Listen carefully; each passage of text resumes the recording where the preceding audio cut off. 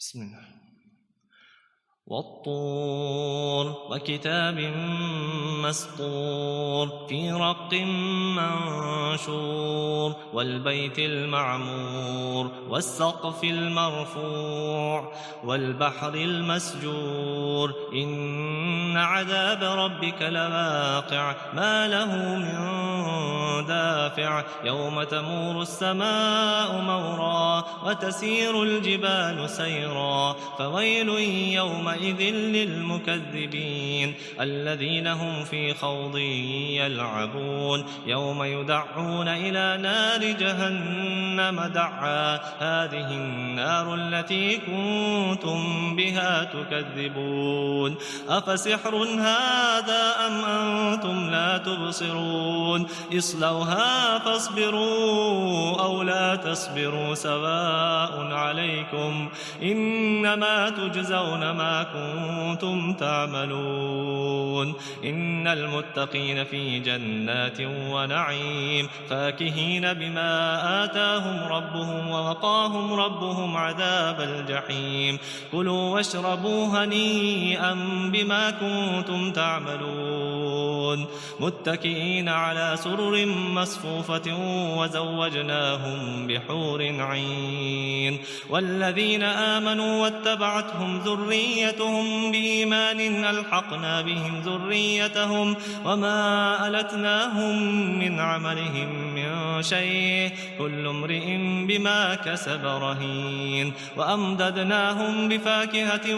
ولحم مما يشتهون يتنازعون فيها كأسا لا لغو فيها ولا تأثيم ويطوف عليهم غلمان لهم كأنهم لؤلؤ مكنون وأقبل بعضهم على بعض يتساءلون قالوا إنا كنا قبل في أهلنا مشفقين فمن الله علينا ووقانا عذاب السموم إنا كنا من قبل ندعوه إنه هو البر الرحيم فذكر فما أنت بنعمة ربك بكاهن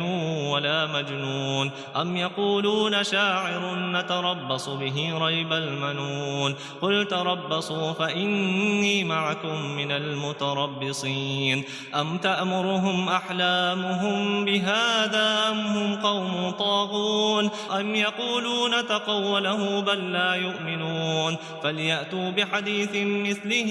إن كانوا صادقين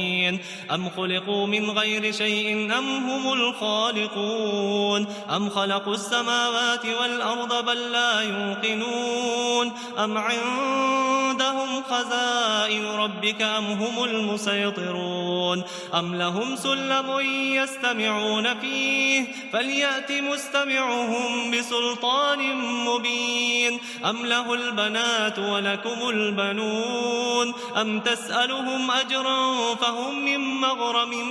مثقلون أم عندهم الغيب فهم يكتبون أم يريدون كيدا فالذين كفروا هم المكيدون أم لهم إله غير الله سبحان الله عما يشركون وإن يروا كسفا من السماء ساقطا يقولوا سحاب مركوم فذرهم حتى يلاقوا يومهم الذي فيه يصعقون يوم لا يغني عنهم كيدهم شيئا ولا هم ينصرون وإن للذين ظلموا عذابا دون ذلك ولكن أكثرهم لا يعلمون واصبر لحكم ربك فإنك بأعيننا وسبح بحمد ربك حين تقوم ومن الليل فسبحه وإدبار النجوم الله